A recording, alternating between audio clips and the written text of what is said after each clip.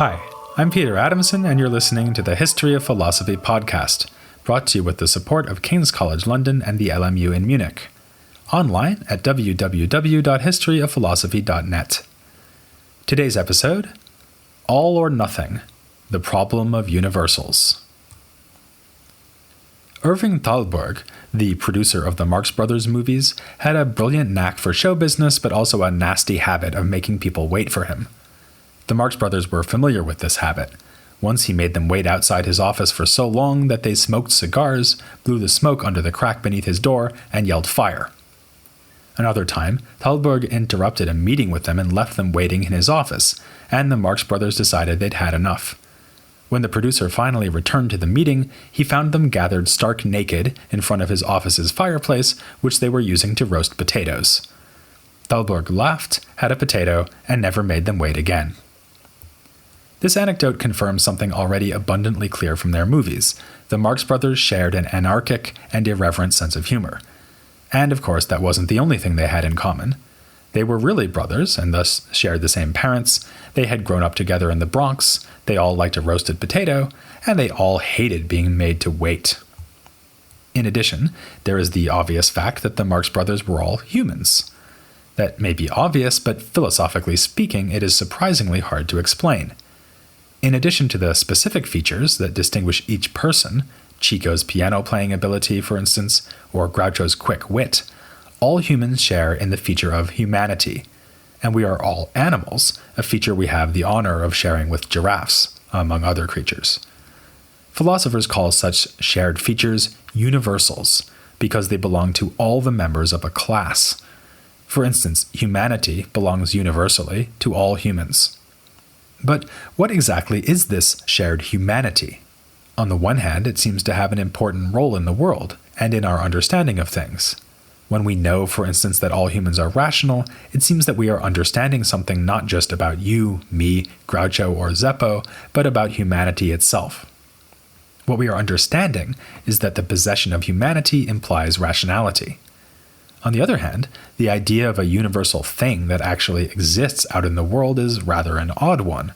In our everyday experience, we never encounter abstract humanity or animality. Rather, we encounter concrete particular humans and animals, whom we can distinguish from the other members of their class by their special characteristics. We tell Groucho apart from another animal, like Hiawatha, by noting that he is a human, whereas she is a giraffe. And we tell him apart from Chico by noticing that he cannot play piano, but can come up with witty remarks like, "Why don't you leave in a huff? If that's too soon, you can leave in a minute in a huff." The difficulty of accounting for the shared features of things is called the problem of universals. Perhaps the most famous attempt to answer the problem is also the earliest attempt, Plato's theory of forms. This theory was apparently intended to explain common characteristics, like humanity or largeness, by postulating a single overarching form or paradigm, humanity itself, or largeness itself. As far back as the medieval period, readers have understood Plato's forms as universals, though this may not be quite right. Aristotle points out that although a Platonic form plays the role of a universal by accounting for shared membership in a kind of thing, it also seems to be just another kind of particular, albeit a perfect unchanging and paradigmatic particular. In fact, it was Aristotle himself who really started talk of universals in philosophy, but he left it rather unclear what sort of metaphysical status we should assign to a universal like humanity or animality. For this reason, ancient commentators on Aristotle already engaged in detailed discussions of the problem of universals, discussions that were passed on to the medievals, thanks to the translations and commentaries of Boethius. For Boethius and his medieval heirs, the starting point for discussion of this problem was the beginning of Porphyry's widely read Introduction to Aristotelian Logic. In a few sentences that rank as one of the most enticing but unsatisfying passages in the history of philosophy, Porphyry sketches out the questions that would need to be answered in order to solve the problem of universals. We would first need to decide whether they are real or not. If they are real, whether they are bodily or incorporeal, and if they are incorporeal, whether they exist in bodies or separately. That last question was of particular importance for Porphyry and other ancient commentators who wanted to reconcile the philosophies of Plato and Aristotle, since it seemed plausible to say that Plato's forms were indeed separate universals, whereas Aristotle recognized the reality of universals, but understood them to be immanent within bodies. The exegetical problem of harmonizing Plato and Aristotle was one reason the ancient commentators, like Porphyry and Boethius, were so interested in the problem of universals, but it wasn't the only reason. If you think about it, many of the things we say every day involve universals. Even when I talk about a particular thing, like a specific person, I'll often be saying that some universal feature applies to that particular. Suppose I say, for instance, that Groucho is chomping on a cigar, or that Hiawatha is loping across a savanna. Groucho and Hiawatha are particulars, but many people may be chomping on cigars, and many giraffes loping across a savanna. So chomping on a cigar or loping across a savanna are universals. They can be and are realized in many particular instances. Then there are sentences where no particulars appear at all, as when we say cigar smoking is unhealthy, or giraffe is a type of animal. This explains why philosophers still worry about the problem of universals today. Until we sort out the status of universals, we cannot really say how our language gets hold of the world. None of this escaped the ancient commentators and their medieval readers, but they had further reasons of their own to take the problem seriously. Unlike most philosophers nowadays, they followed Aristotle's lead in believing that knowledge in the strict and proper sense, the kind of knowledge involved in scientific understanding, is universal in scope. So, for them, answering Porphyry's questions was an urgent task in the study of knowledge or epistemology, as well as in the philosophy of language. Given the strictly introductory purposes of his little treatise on logic, Porphyry took the liberty of leaving his own questions unanswered. So, the passage offered a wonderful opportunity for later philosophers. By commenting on it, they could offer their own account of universals without having to worry about contending with Porphyry's own theory. This led to a certain way of posing the problem that would puzzle contemporary philosophers. Because Porphyry was introducing Aristotelian logic, the kind of universals he was interested in were the species and genera of substances. In other words, his questions were framed in terms of asking whether such items as humanity and animality are real, are incorporeal, and are separate.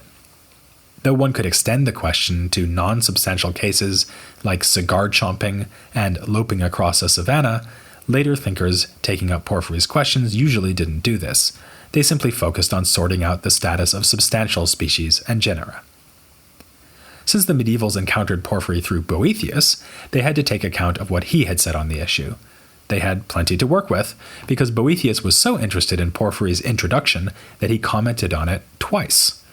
In the first commentary, he made a convincing point concerning Porphyry's list of questions, namely that his posing all three questions already implied his answer to the first two. If you answer the first question by saying that universals are not real, you don't need to go on to ask whether they are bodily or incorporeal.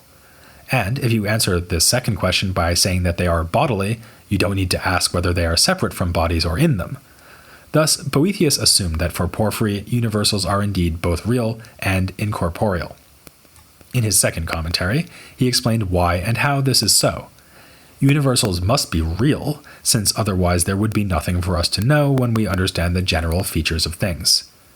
We encounter such features in particulars, and then abstract or isolate them through a mental process, something Boethius compares to isolating the line that forms the edge of a body. The feature we are noticing is alike in all the members of a species. Groucho, Chico, Harpo, and Zeppo are all similar in being humans. But it is only at the level of mental understanding that we isolate humanity as something in its own right. While this goes well beyond the intriguing list of questions posed by Porphyry, Boethius says less than one might want about the humanity that is in Groucho and also in Harpo. Is that humanity one and the same thing? Or is it that we have Groucho's humanity, which is one thing, and Harpo's humanity, which is something else, but these two humanities are similar to one another? If we take the first alternative, we are committed to something that really exists out in the world and is universal. If we take the second alternative, then true universality occurs only in the mind of someone who abstracts and isolates humanity as a general concept. An analogy might help here. The first option would be like you're watching the Marx Brothers movie Duck Soup on television while I am watching it in a cinema. One and the same movie is being viewed in two places at the same time. The second option would be like two actual bowls of duck soup made according to the same recipe. They taste exactly alike, but were made from different sets of ingredients and are two distinct meals. Vegetarians may want to vary the example slightly using the Marx Brothers movie Animal Crackers. In the 12th century, philosophers working in France split over the correct understanding of universals, more or less along the lines I've just indicated. Some thinkers, whom we can call realists, believe that humanity is something real that exists in the world. It is present or instantiated every time that a human exists. Others found this impossible to accept and insisted that everything that really exists is something particular. Historians usually refer to this camp as the nominalists. The usual story you'll hear is that nominalism was pioneered by the great Peter Abelard, following ideas first put forward by his teacher, Roscelin, and that the anti-realist position is called nominalist because Abelard and his allies held that a universal is nothing but a word or a name, in Latin nomen. In fact, though, things are considerably more complicated. Let's start by considering the contribution made by Roscelin to this debate. He is often portrayed as a forerunner of Abelard's nominalism, not least by the famous Anselm of Canterbury, who mocked Roscelin for saying that universals are nothing but puffs of air. But modern scholars have doubted whether Roscelin really meant to stake out a metaphysical position about universals at all. He did, however, pave the way for Abelard by insisting on a strong contrast between language and its features on the one hand, and the reality expressed by language on the other hand. A nice example of this is tense. Consider the difference between saying Groucho smoked a cigar and saying Groucho is smoking a cigar, or Groucho will smoke a cigar. Roscelin, Abelard, and other so-called nominalists were inclined to think that different sentences with verbs in different tenses could all refer to one and the same event. It's just that Groucho's smoking the cigar is future, present, or past from the point of view of the speaker. In this and other cases, it is dangerous to assume a diversity of things on the basis of the diverse linguistic expressions used to refer to those things. There's a further difficulty here in that words are themselves things. For instance, if I utter the name Groucho, that sound I am making is a thing, just like Groucho himself is a thing. Abelard would later eliminate any possible confusion on this score by distinguishing between the utterance in itself, which he called a vox, and the utterance insofar as it is meaningful, which he called a sermo. The utterance is indeed a thing, but it is not insofar as it is a thing that it has meaning, but insofar as it is a sermo, or signifying utterance. Along with other like-minded writers at the dawn of the 12th century, most of whom are anonymous, Roscelin was putting forward his ideas about language in the context of grammar, the first of the liberal arts. The main authority for grammar was the late ancient author Priscian, and his work was made the subject of several commentaries at about this time.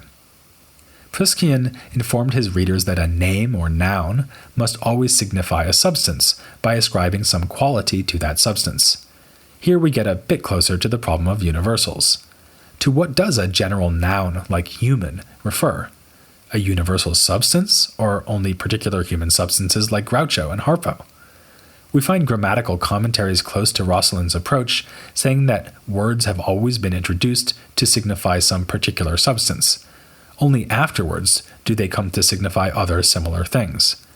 For example, someone, somewhere, would have first used the word human and meant by it one particular human. Perhaps it was Adam referring with surprise and delight to Eve, who had just been produced from one of his ribs. Thereafter, as a matter of convention, this same word, human, was applied to anything else that seemed to be similar to the first thing that bore the name of human. This does seem to head in the direction of Abelard's later nominalist view. It would seem, though, that Abelard first explicitly formulated nominalism only as a critical response to those who started espousing realism about universals.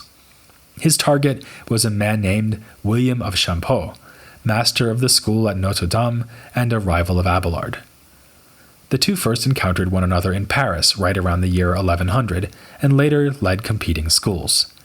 In an autobiographical work, Abelard tells us himself how he refuted William's realist understanding of universals. In response, William reformulated his theory, only to be crushed again by the superior intellect of Abelard. But we don't have to take Abelard's word for this. We can judge for ourselves who had the better of the debate, because Abelard's commentary on Porphyry explains William's original and revised positions, alongside the objections that apparently forced William to change his view and then retreat from the debate altogether. William's original way of understanding universals as real things went as follows. If we consider humanity just by itself, we see that it is universal in nature. It is one and the same for and in all humans. However, in various particulars, humanity is joined to various features or characteristics, which William called forms. Thus, in Chico Marx, humanity is connected to piano playing ability and a preposterous Italian accent, whereas in Harpo Marx, it is joined to harp playing ability and a tendency to sprint after any attractive female who is foolish enough to wander past. Without these other forms, humanity would remain single and universal, but it becomes particularized and multiple thanks to its association with such accidental features. There is a family resemblance between this proposal by William of Champeaux and the hyper-realism of the earlier Eriugena and his followers. They believe that every substance is an expression of a single archetypal substance, much as ultimately all things are an expression of the transcendent reality that is God. William's theory was not so Platonist, in that it did not assert the existence of some paradigmatic humanity separate from all individual humans. In a way, this was its chief flaw. If humanity in itself is not separate from humans, and if it is one and the same in all humans, then all humans turn out to be numerically identical with each other insofar as they are humans. In other words, Groucho, Chico, and Harpo are all actually one human being. This, at least, is the objection pressed against William by Abelard. To point to the accidental features of things, as William did, is no help, for such accidental features depend on the individual substances to which they belong. Conceptually speaking, Harpo must first exist as a human substance and only then have such additional features as harp playing and skirt chasing.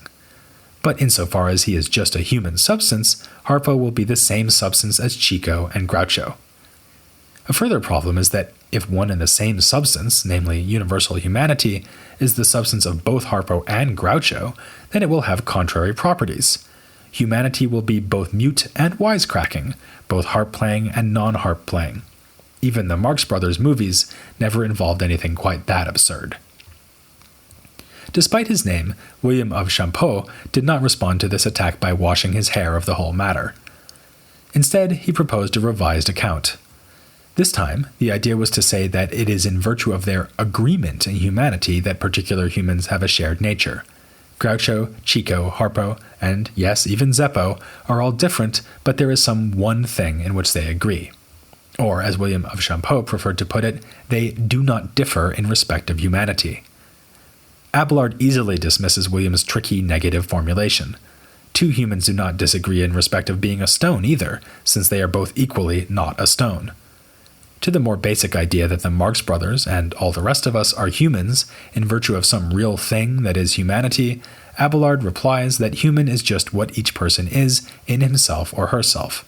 So this had better be distinct in each person, otherwise, just as with the first attempt to defend realism, Harpo and Groucho will wind up being identical insofar as they are humans. The problem, as Abelard sees it, is that William and the other realists are desperate to hold on to this notion that humanity is a thing. But in fact, humans are alike not in virtue of some real object in the world, namely their humanity. Rather, they are simply alike in all being humans. And being a human is not a thing. It is rather what Abelard calls a status, again coining a new technical term in order to clarify the situation as he sees it. A thing's status is simply some way that it is, and ways of being are not themselves things. The realists might complain that a status must indeed be a thing. My being a human is something about which we can have knowledge and something that explains features of the world. For instance, my being a human explains my being rational and alive, so how could it be nothing at all? Abelard responds with an example. Suppose a slave of ancient Rome is beaten because he refuses to go to the forum. His refusing to go is a status, and it explains something, namely why he was beaten. But we are surely not tempted to say that his refusing to go to the forum is actually a thing in its own right. Rather, the man who refuses and is beaten for it is a thing. His refusing to go is just a status, one that he lives to regret. This leaves the way clear for Abelard to give his own positive account of the universal, which is that it is nothing more nor less than a word. Universality is like the tense of a verb. It is an unavoidable aspect of our language, but it does not correspond to anything out in the world. Rather, we produce universality through a mental process of extracting some shared feature of things. In my mind, I take the four Marx Brothers, and for that matter all the other humans I have ever encountered, and I remove from them the accidental features that vary from one person to another. What I am left with is a common idea that applies to all equally.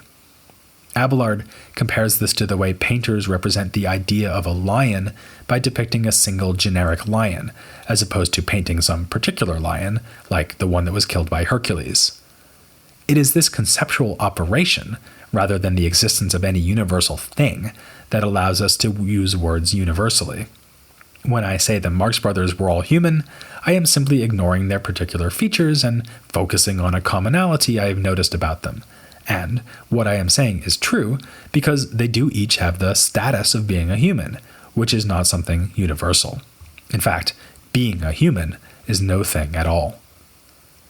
With this deft series of arguments, terminological devices, and clarifications, Abelard has set out the first explicit and sophisticated version of nominalism. It will not be the last. As we shall see, debates over the problem of universals would be confronted by later medieval thinkers, some of whom will show in greater detail how nominalism might answer possible objections. But we've only begun to consider the astoundingly innovative and brilliant philosophy of Abelard, which involves new proposals in philosophy of language, metaphysics, theology, and ethics. Which is to say nothing of the events with which his name is above all associated, his love affair with Heloise, and its tragic ending. I'm a big fan of the Marx Brothers, so you probably don't want to take the risk of making me wait. You'd better join me as soon as you can for the next episode on the story of Heloise and Peter Abelard, here on The History of Philosophy, without any gaps.